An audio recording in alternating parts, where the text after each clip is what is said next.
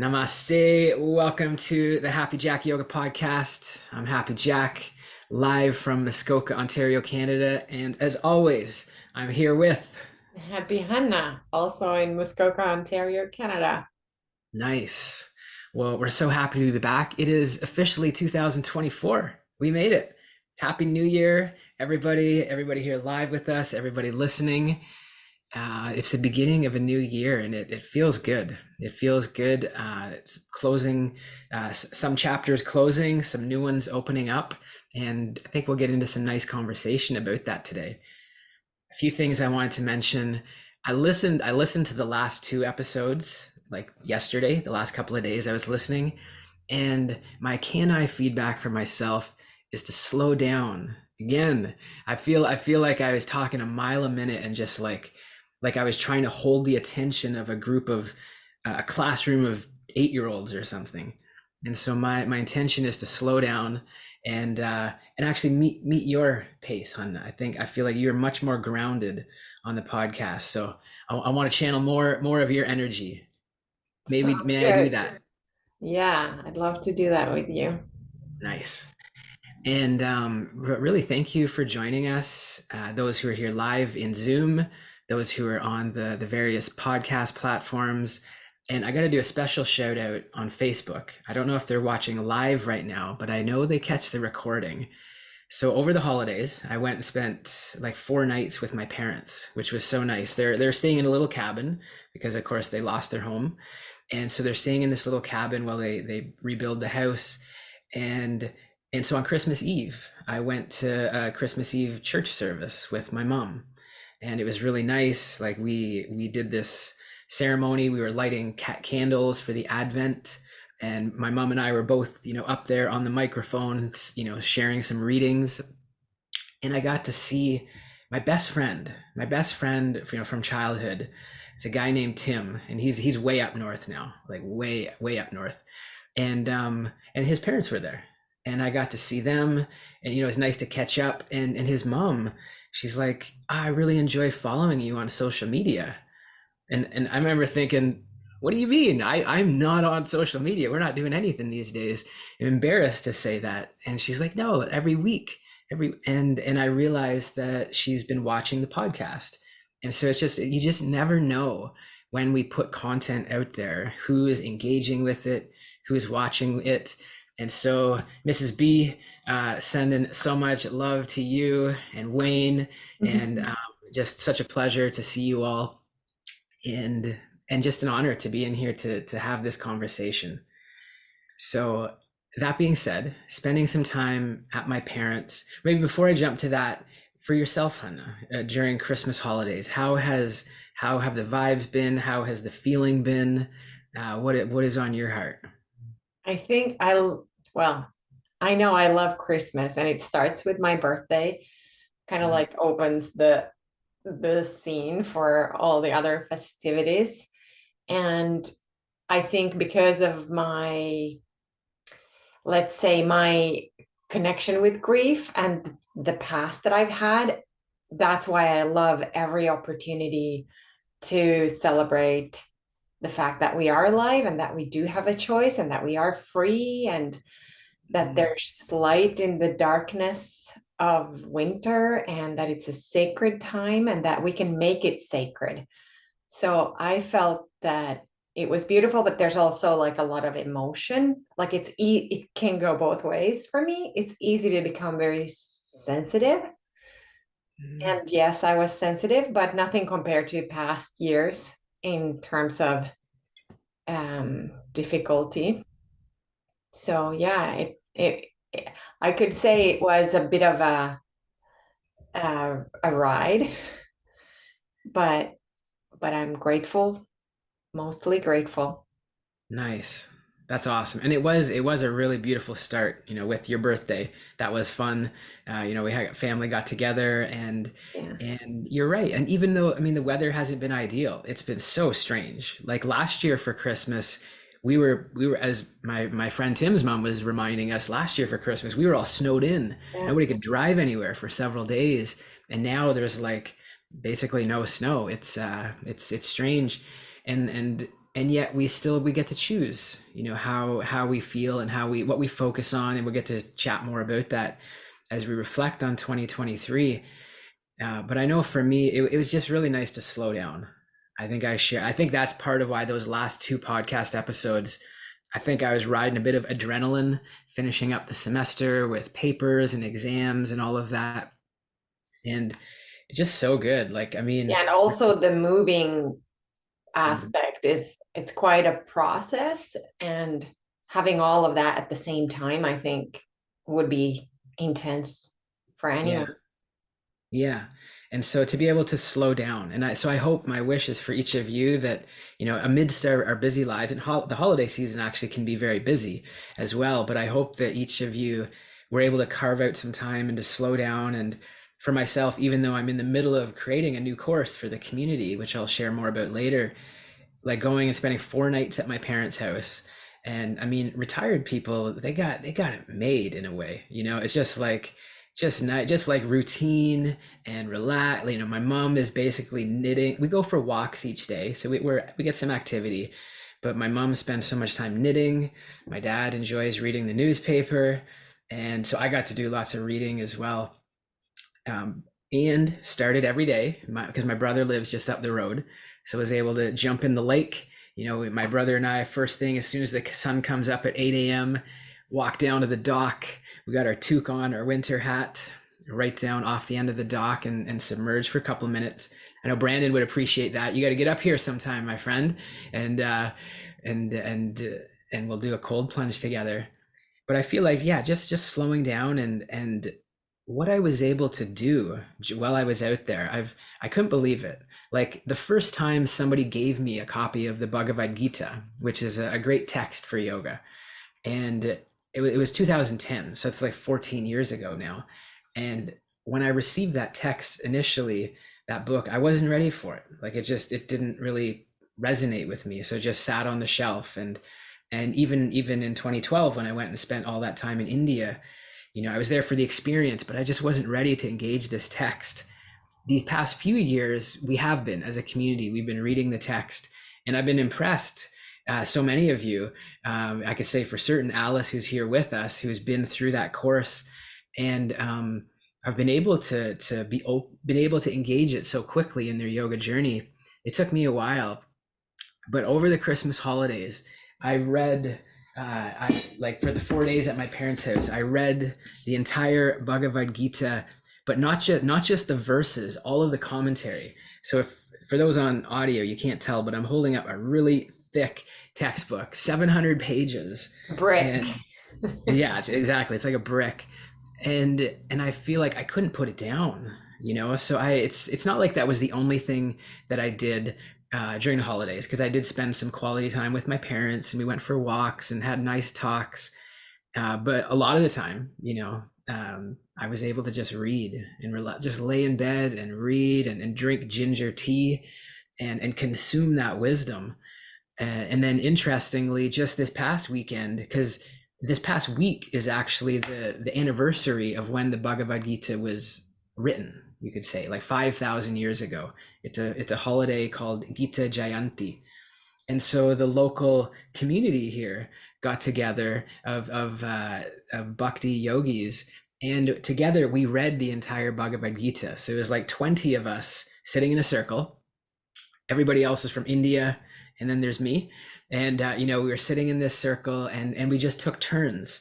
And most of us read in English, but actually some of the yogis were reading in Hindi. Some of them were reading in Bengali, whatever their native tongue was. So that was nice to hear.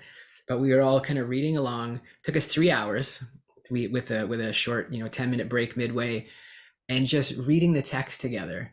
And I mean, there's a lot that I could share about it, but a really special moment was the guy who hosted it, who you would know, Hanna, because we work with him whenever we do our retreats at the local hotel.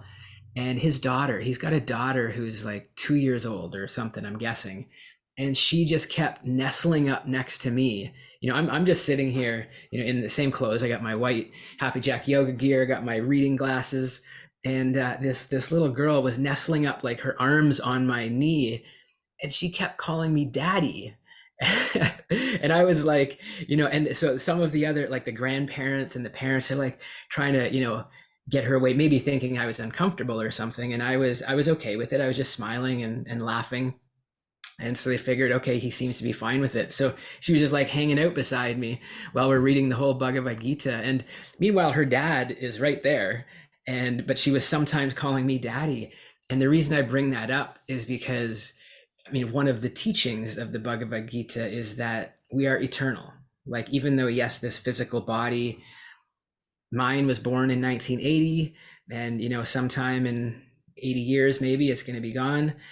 But our being, our identity of who we are is eternal, and perhaps in a previous life, of course we can't verify this. Nobody knows for sure, but perhaps in a previous life, I was her dad, or we did know each other, and the dad, he's like, yeah, you got to come around here more often.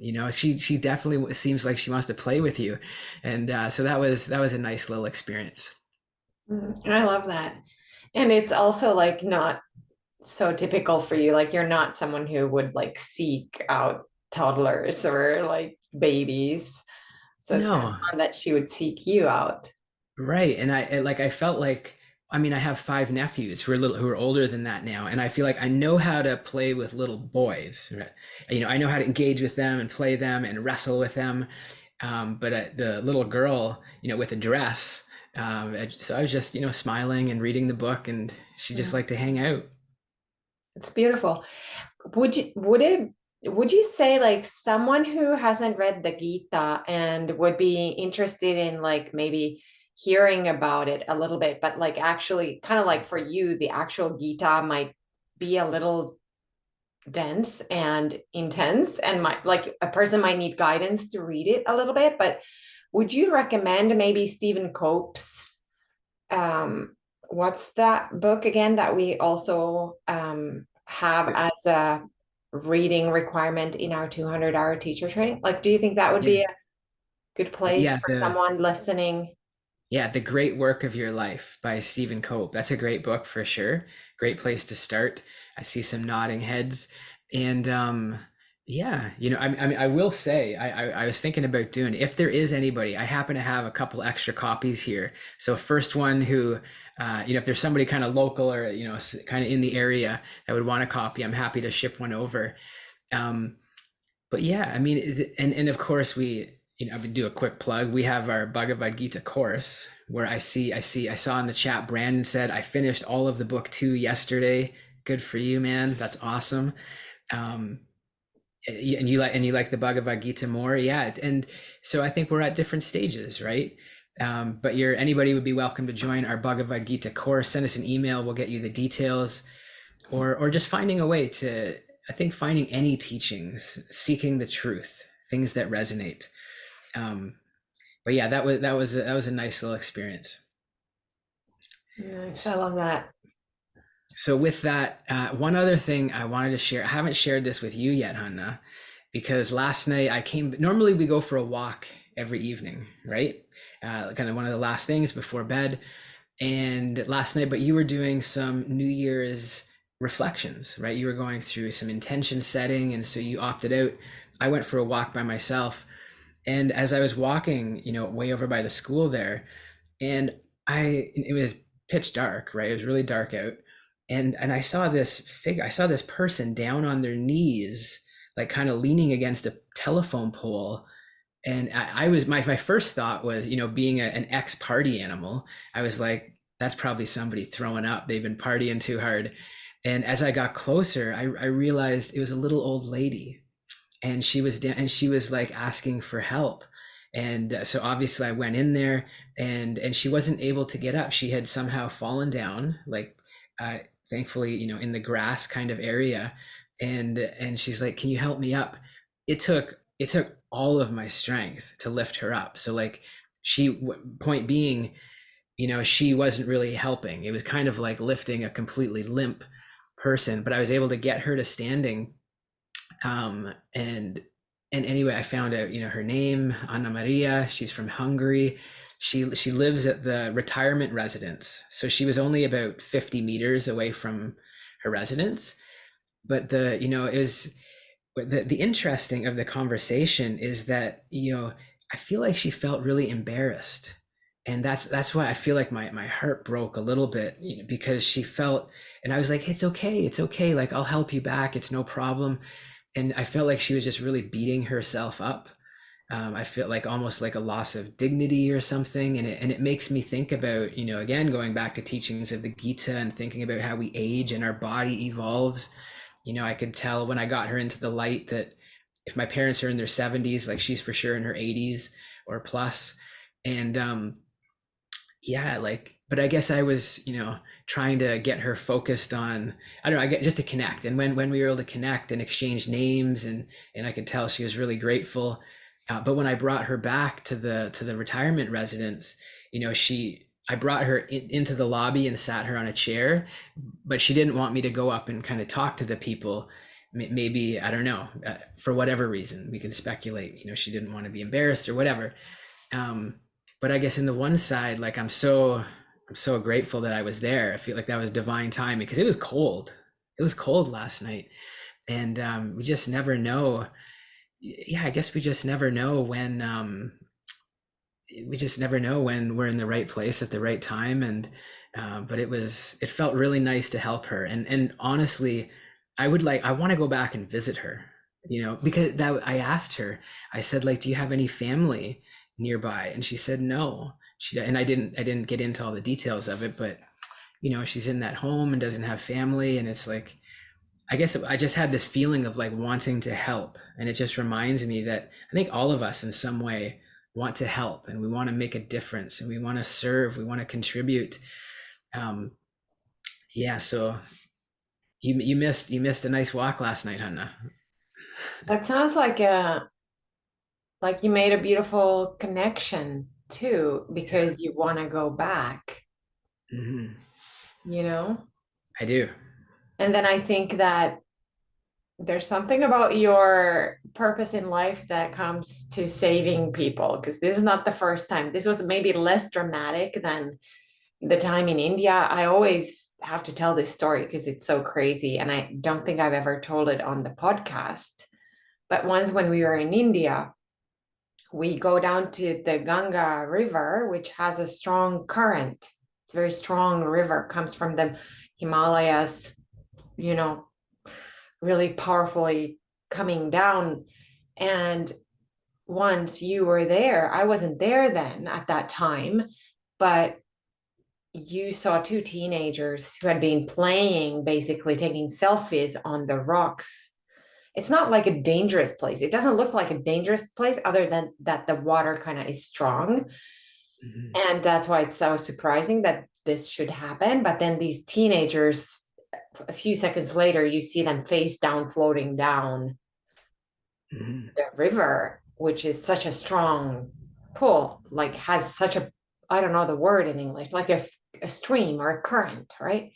And then you jumped in and swam in that movement with two teenagers in your hand. Like, I don't even understand how that's possible. Yeah, yeah, and using my legs. So what happened was they were there they taking selfies, and kind of the playful joke, but truth reality is a lot of people from India, they don't swim. They can't swim, they don't learn. And so I guess unfortunately these teenagers were in that boat, and so they had fallen in, and they were floating down, head down, and kind of moving their arms a little bit, like they were conscious, but with their head down. It really didn't make any sense.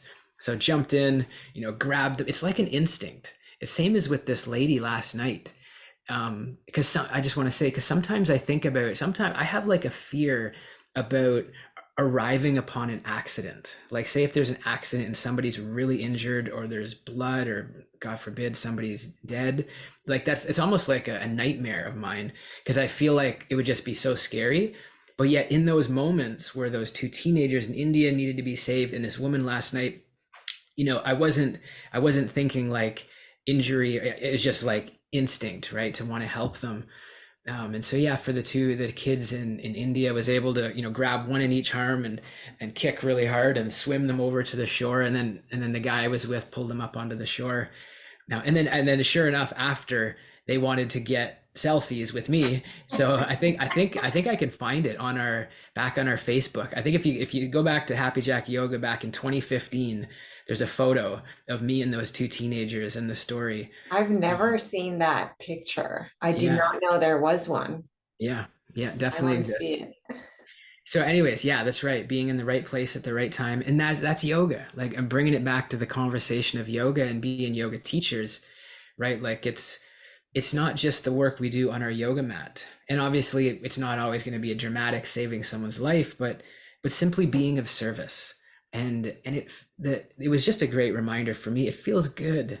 It feels good to help others, and for the the selfish side of me or the self-centered side or whatever we want to call it, just being a good reminder to take the time to serve and to contribute to others, and it's more fulfilling than hitting our own personal goals, I would say.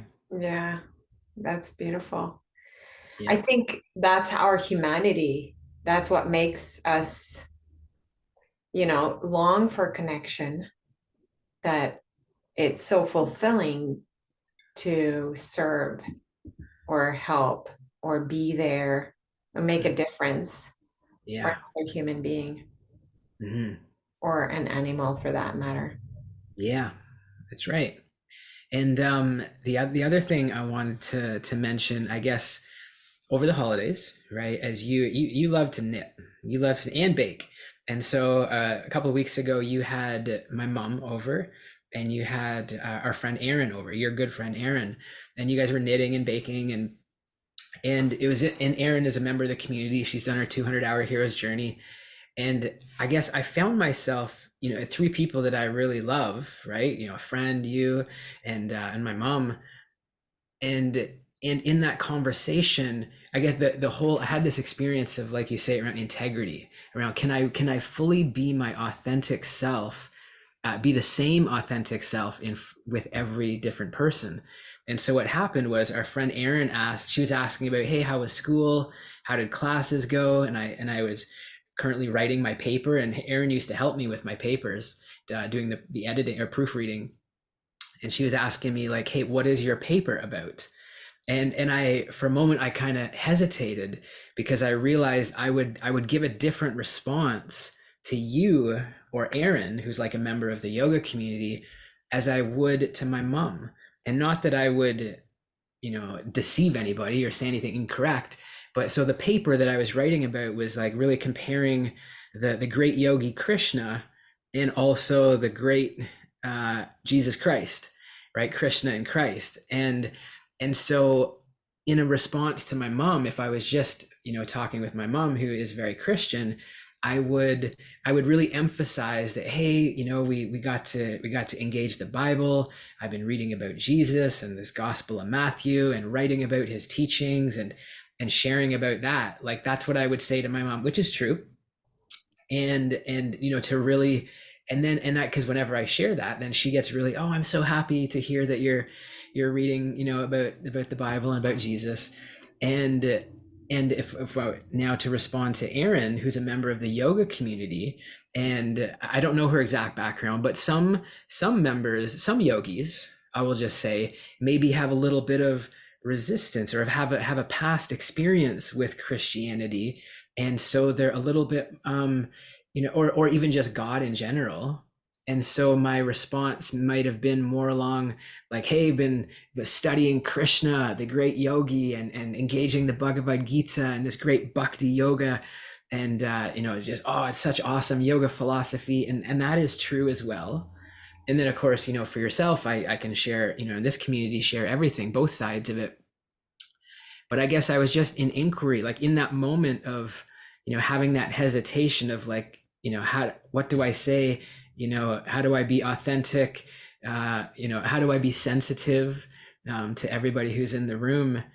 And I guess I don't have a solution per se, Yeah, but and just, still stay grounded in yourself and feel that you are in integrity, even if you might kind of show one aspect to your mom and another to a friend yogi. And yeah, it sounds to me like you're kind of navigating a little bit how much to adapt into maybe in a paradigm that you imagine the other person inhabits so that there's harmony. Because I think one thing that you work a lot on, or like that your instinct is to create with other people in a way, is harmony. Like you want there to be, like you're willing to go to great lengths Hmm. to find a connection of harmony, or not create a story or fluff the feathers um, Yeah. in And your yes, personal interactions. that's right. And at the same time, like you also know of me, Hanna, that I whenever I teach yoga classes, like I will relentlessly invite people out of their comfort zone. And so I don't try when I'm teaching a yoga class, I don't try and tiptoe around and make it perfect for everybody. I just really bring my authentic expression to a yoga class because I've been doing that for years. So that's why it felt different, because I felt like in the yoga, like I can just like full on be myself, and I know some will really resonate and some won't, and they can find another yoga teacher. But here it's like it was a little bit more sensitive. Well, it's a role you're in when you're a yoga teacher versus your interpersonal relationships that you care about will have a different level of vulnerability and interaction and exchange, right? Hmm. So it's less curated, maybe, when it's people in your life that you have a relationship with versus like leading a group where there's a different agenda. Right. So you don't have to compare those two, but you know, I think Yeah. that it's interesting that you're in inquiry around this. And what would you say you're feeling? Like what does this episode, how does it make you feel? Mm. It makes me feel, well, at the moment it made me feel uncomfortable, like slightly, not really, but a little bit uncomfortable. It made You me feel notice it. like yeah, I noticed it made me feel a bit out of integrity, or it made me feel that I couldn't, I want to share more fully of, because it's not like I believe I'm not hiding anything bad, right? It's just, but maybe, you know, yeah, I mean, people value different things. And what I love, I mean, about this community, and I see Greta wrote it in the chat there. Greta says, I can't wait for the new course. Yeah, and it's like I can't wait because yeah, January 17th through 21 is the Krishna and Christ course, where and I'm in full mode of creating it right now. Recorded for 4 hours yesterday, and I love it. Like it's so beautiful to be able to engage these teachings from Jesus, these teachings from Krishna, these teachings from these great texts. And it doesn't mean that we have to be a part of any particular institution. It doesn't mean we have to subscribe to any of the philosophies or the faiths. But I love that, just as Greta demonstrated with her post, like the openness and the eagerness and the curiosity that we have in this community to like, hey, what can we learn from this? What can we receive from these great teachings? And because certainly we have no agenda of pushing Krishna or Christ or anybody else, but really to be able to engage in the conversation and to grow. So I guess I, I mean, to answer your question, I look forward to getting to, or I guess really finding my voice more so, because this is newer for us, right? We've been teaching yoga for going on 15 years, but it's just these past few years that we've been going deeper into the philosophy and into bhakti yoga. And so just finding a way, an inclusive way to share about it and to express ourselves authentically. Um, While we navigate, because it's not like we yeah, have a certainty either. that's right. Yeah. And so it's a vulnerable place in Hmm. a way, Yeah, which I think is good. that's right. It is. It is a really good place to be. In fact, actually, maybe I'm gonna share this. I'm gonna read this quote. I'll post it in the chat for those. Some of you guys saw it if you were with us on Sunday Satsang. But this great quote from Richard Rohr, and who is can you just say something I about him? think He's a he's a Catholic big name maybe in Texas, I think somewhere in the US. Mhm. A really incredible human being, no matter what your personal belief system is. Yeah. And so he, this quote he shared, I feel like it really helped describe me in this kind of place I am, this crossroads, this fork in the road, like just making changes, which is very fitting for the new year. And so Richard Rohr says, where we are between the familiar and the completely unknown, there alone is our old world left behind, while we are not yet sure of the new existence. That's a good space where genuine newness can begin. Get there often and stay as long as you can by whatever means possible. This is the sacred space where the old world is able to fall apart and a bigger world is revealed. If we don't encounter liminal space in our lives, we start idealizing normalcy. The threshold is God's waiting room. Here we are taught openness and patience as we come to expect an appointment with the divine doctor. So I like that. I like that idea of just being in that space, that space of transition. Yeah, I love the word liminal space. Hmm. Yeah, Beautiful. Thank you for sharing that. absolutely. So let's, with that said, so that was some nice little reflections over the holidays, but we have an excellent myth we haven't that we're going to jump into. Would you share what is our myth, Hanna? Yeah. So in this, I don't know if this also is a liminal space. To me, it feels like this time of year is a liminal space where it's dark and we go deep inside, and we've just had big festivities, and no matter what kind of paradigm we live in, there's been so many holidays in most of the religions in the past couple of weeks. So I would imagine all of us have been like kind of immersed in party mode, and then New Year comes, and then we're in this space of like deciding what's next. So the myth we chose today is one that says like this: New Year's resolutions do not work. Haha. Yeah. So that's I'd be curious to see what people think about that. Um, so I mean, do they always work? Definitely not. Do a lot of people not follow through? For sure. But can they work? Absolutely.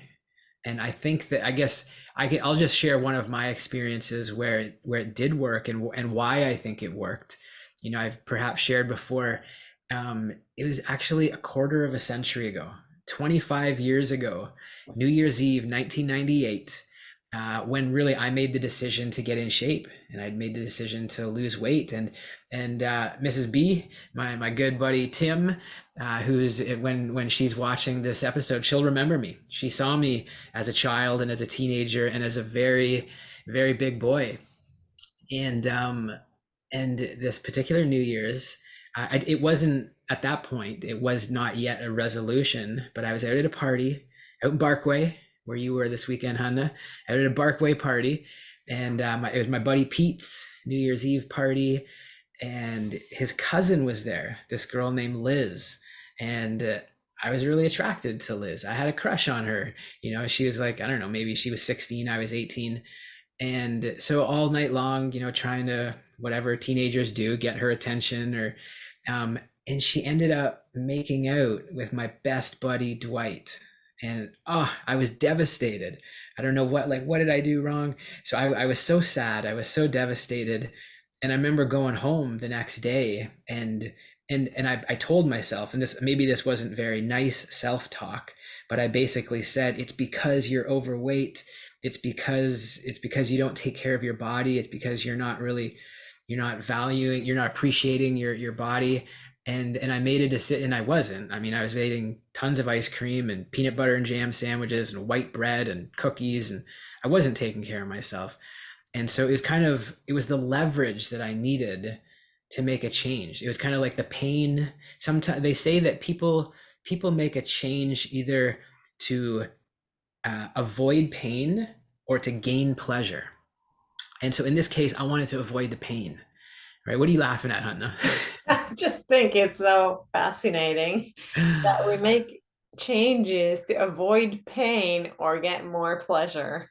Yeah, think about it. I mean, think about every goal and everything. Absolutely. Why it makes sense. I know it is funny, but it is true, right? So this is why I made the choice. And I did. And so in 6 months, I lost 60 pounds. And so, I went from like 250 down to 190. And I spent, most of my 20s kind of in the 180s. And then with yoga, went from 180 down to 150, what I am now. So that's like 100 pounds lost That in kilos. in kilo. Let's divide by 2.2. It's like 45 kilos or something like that. The weight of a kid, the weight of my nephews That you've lost, that I not lost. what Yeah, you weigh now. right. That I lost. Yeah, 18 stone for our friends in the UK. But yeah, so the point being that New Year's resolution worked. Now, does that mean that every New Year's resolution works? Of course not, right? I mean, it's like there's so many variables, and I don't think we're going to get in all the details of that. It's really, what is our intention? How committed are we to it? Is it realistic?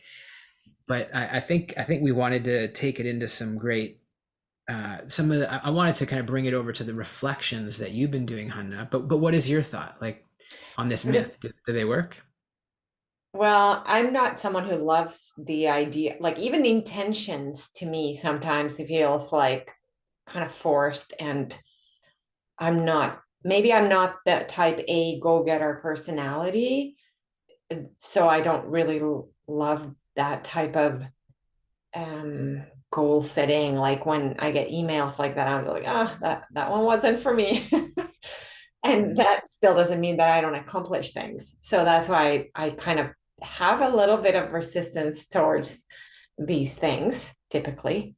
That being said, when I hear in your share is that it's a process when we want to change things, and whether it happens at New Year or at any time of the year, because I don't think New Year is the only time when we look at our lives and decide to change something that we might long for deeply. And what I think about, I don't know about the myth. To me, I think it works if you're willing to do what it takes. Anything works, you know. But what I think about is fascinating when it comes to, I think for me, it's become really concrete through the practices of yoga that I'm always becoming. And to me, that's fascinating. And that I'm a mystery to myself, and that you're a mystery to me. Because the moment I say, oh, you're always like this, I've lost connection to you and to the mystery that you are. So in that way, I do think that it's fascinating to be witnessing our becoming. I'm not the same person I was 10 years ago. There's some things that are similar, but my triggers are different. Like what I believe is true is different, because my experience has been that, oh, maybe I had an intention of becoming a yoga teacher. There was a time where I thought it's not possible for me because my children are traumatized and I can't leave them for a month to go to an ashram. So I thought that door is closed for me. Too bad for me, like that. And that's not true. Now I'm a teacher's teacher.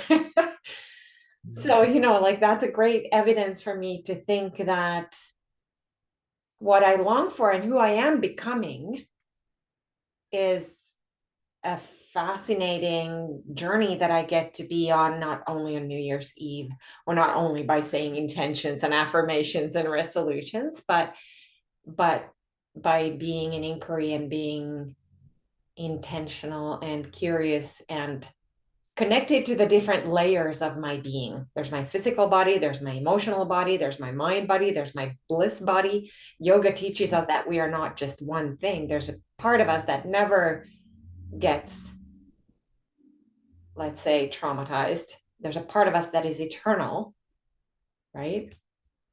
Hmm. And that maybe that part of us also has a say in who we are becoming and what our great work of our life is.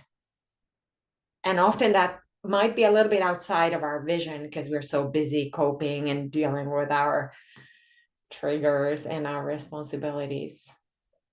So Yeah. a way to say that I love this kind of conversation, but I don't know that I would call them resolutions. Yeah, no, that's good distinction. And I love what Jules said in the chat as well. They only work if you understand the why behind the resolution. And why do you want to reach a certain goal? Who is it that you want to be? Just for fun, as we sometimes do. I see our friend Greta is here from down representing Florida, and you're all on camera and looks like ready to rock. I want to pull Greta on for a moment. She's always ready to engage. And would you share with us, Greta? By the way, I got your email. I haven't read it or responded yet, but Hi, I know Iris. I say hi I to Alice too. I know you'd messaged. I just if would you give us a sense, like as you reflect on 2023 and look forward to 2024. I did briefly scan the email, and I know you'd set the intention to re-engage in the 200-hour hero's journey in the new year, but I guess what is on your heart, Greta, as you kind of reflecting on the year and stepping into 2024? Not to answer my phone, sorry. Can you guys hear me okay? We can, yeah. Hey, yeah, my reflection is the holiday was a little rough for us family wise. We've parted from some family members. So Mhm. so that's tough. So the goal is to now moving forward, trying to get back into the spiritual part of that's worked for me for the last 3 years since I joined you guys, and just trying to get back into that. So I'm doing Hannah's class now on yoga for everyone. So Hannah's leading me through the senior part. My mom is very ill, so she's willing to try some yoga. So my intention for the year is to not make a New Year's resolution, stay away from some of the toxic things, and work with the people like your community, Hannah and Jack, work with you guys and continue to build upon that. So it was a great foundation. It was working for me and kind of got off the wagon a little bit and not need to get back on now. So that's my goal, is to just focus on the things that are working and not the things that are getting us down. So I can't control the family. I can't control those issues. They're out of my control completely. And looking forward to the Jesus Christ course, because like many of us, I'm a Catholic, practicing Catholic, and it would be nice to see the merging of the two and how that works together. So Yeah. Oh, Welcome back. that's going to be so beautiful. And we're going to have some really nice special guests that you're going to love to learn from, based on your background. But I really love that, Greta, that because it happens, right? Where, we get off track for various reasons that are out of our control. But I love that you're recommitting. And I just thought it was so timely right at the end around the holidays. You sent me that email, and excited to get reconnected to your 200-hour hero's journey. And not setting, for those who don't know, Greta and I, we both have our MBA. We're both very driven. We've spent many years, being achievers. And I love that now you're really prioritizing this time, this sacred time with your mom, and introducing her to yoga, and just recommitting to your practice. yeah. And trying to stay in shape, because here's my newest thing, Jack, don't laugh, okay? I'm going to become an official. I'm gonna referee women's hockey. That's awesome. That's so So cool. I'm learning the rule book now. So my 11-year-old is teaching me the rules. That is so And I fun. want to share with real quick, I want to share with everybody. I looked up online, how do you become a referee? And it said, just do it. I swear it said that. It said the only way to learn how to be a referee is to do it. Go Yes. out and do it. That's what it said. No training That necessary. That's amazing. I love it. That's just it. Like that's such a beautiful example of like anything is possible. And because sometimes we just have to get out and try something new and experience new things. And what a way your daughter's playing hockey. So what a way to get involved in a fun way, in a meaningful way, and to learn something new. My goodness, keep us Yeah, posted. well, hockey's really popular. Just so you guys know, in Tampa, hockey is so popular, and women's hockey is even more hot. But young girls Wow. building up hockey skills with young women. Yeah, I got a son. I got a son. I got a boy. But it's the women's part I want to go officiate for them because they need it the most. I gotcha. That's so cool. I love it. Well, you guys have a winning hockey team, so that makes sense that it's a big hockey. Yeah, up here in I don't know Toronto, we're lately. I don't know. yeah, at least more recently than us, but amazing. Okay. Thank you so much for sharing, Greta. I'm happy that you're able to hop on for a Thank you quick. for Yeah, well, thank you. Yeah, I'm off today. Today I'm off, so I'm able to be a part of it. So it's great to see nice everybody. one. Well, Alice says just do it.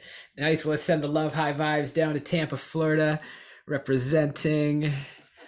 Nice one. Cool. Well, what I wanted to do in these last moments, Hanna, because you did it while I was out rescuing ladies from the retirement residence last night. You were doing some great reflection work, and I wanted to ask you a few questions about that. And I guess first, like, what can you share about the intention setting ritual that you did last night in this past week?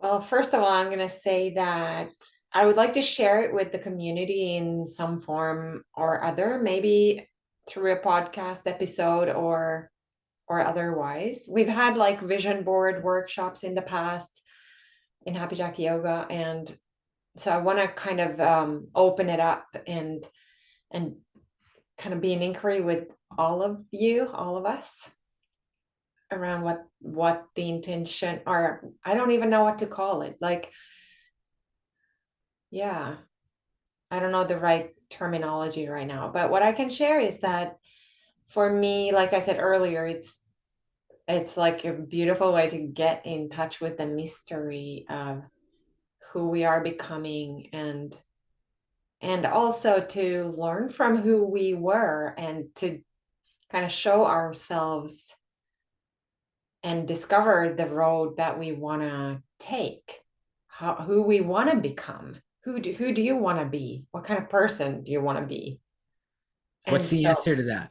If you answer that for us, what kind of person do you want to be? for myself, who I want to be, Yeah. well, I often think about it like, as I say, that we're multi-layered. So it depends what aspect of myself we are discussing.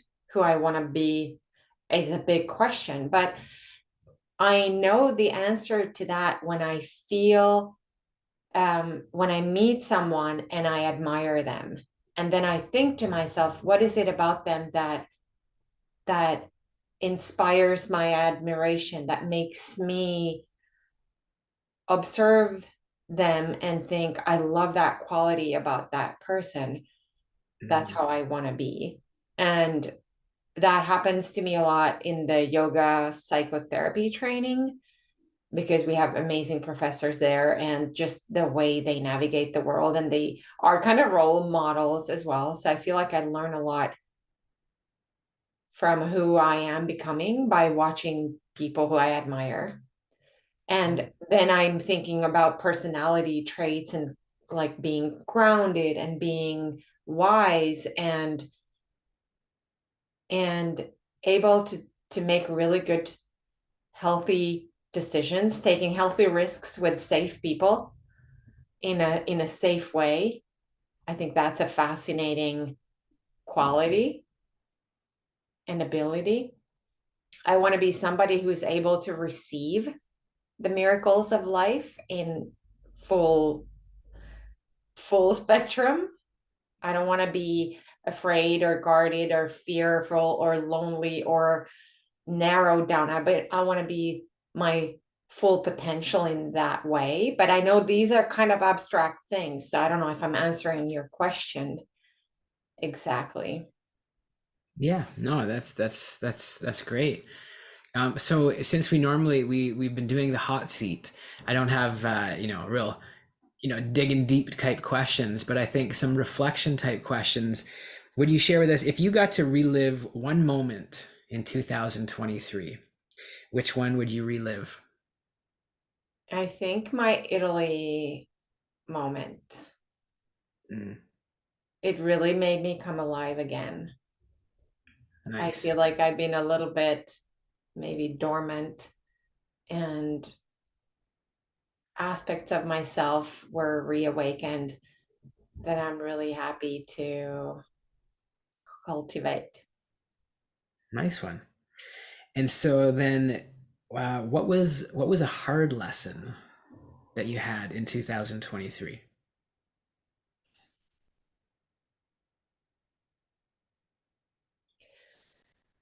Well, so I feel like my 2023 was divided into two halves.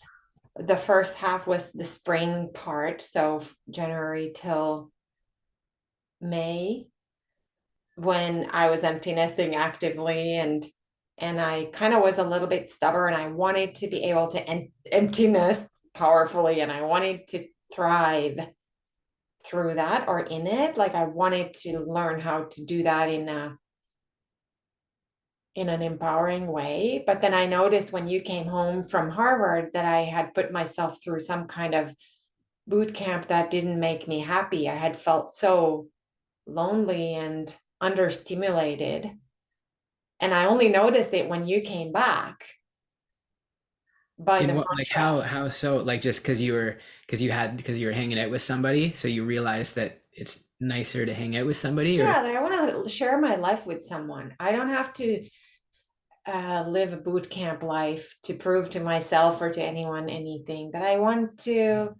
I am someone who thrives in a system, in a family, in a community, in a social life setting. That I need different things to thrive, not just myself and my autonomy. I'd need that too. Absolutely. The freedom. And that's why I insisted on it. I wanted to feel free in my house by myself, and I did.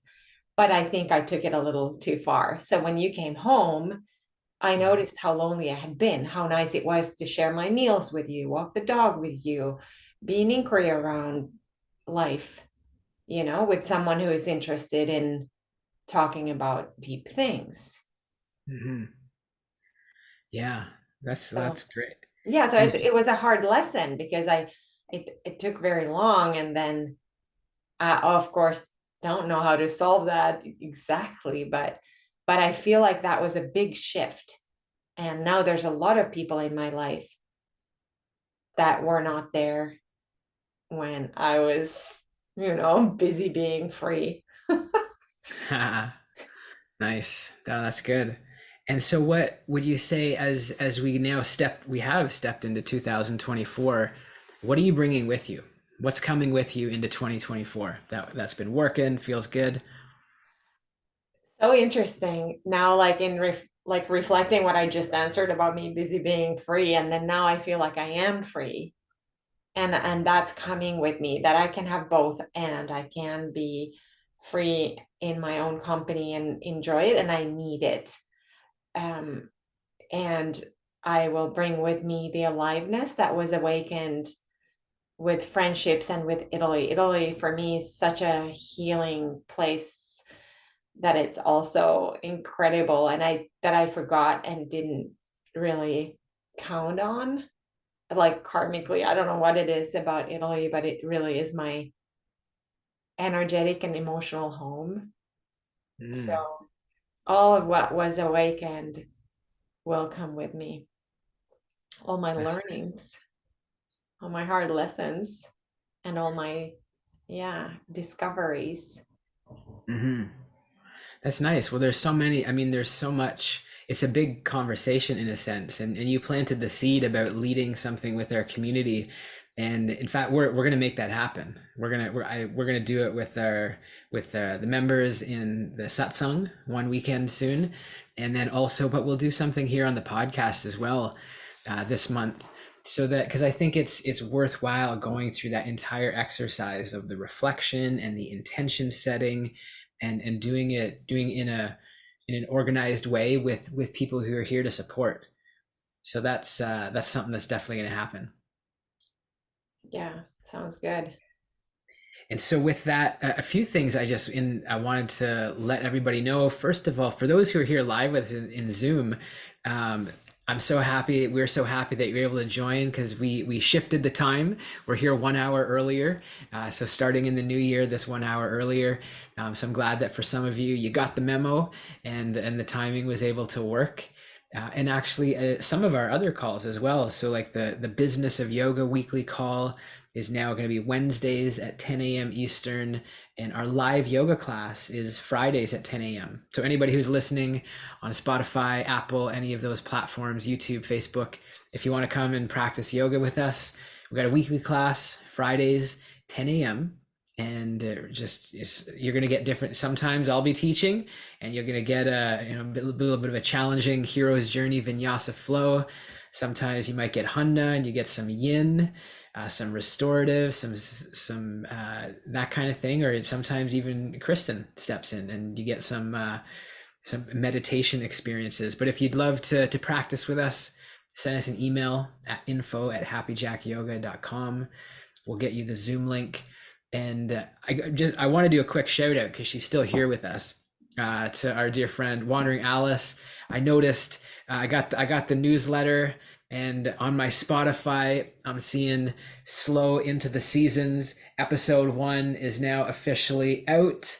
And I started listening to just the intro, and you're so much more professional than we are. Oh my goodness, she's got like really nice acoustic guitar opening and like so professional in so many ways.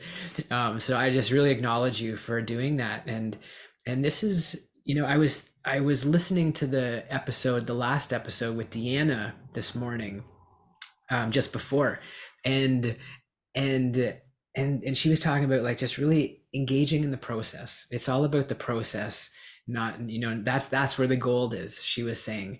And it just made me think like, yeah, like who cares if we've made it to the destination or anything, whatever that destination is. We got up this morning, Hanna, we worked out, we walked the dog, and now here we are, doing a podcast, and we just kind of show up and do those things. And I love that, Alice, you're now doing that as well. And so check it out, Slow Into the Seasons on Spotify. And I see Elizabeth has just joined us. We're actually just wrapping up the podcast. We moved it to 1 hour earlier.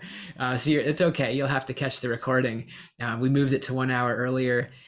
But just so happy to be here with all of you. Beautiful conversations. Thank you for those who support us on Patreon. We really appreciate it.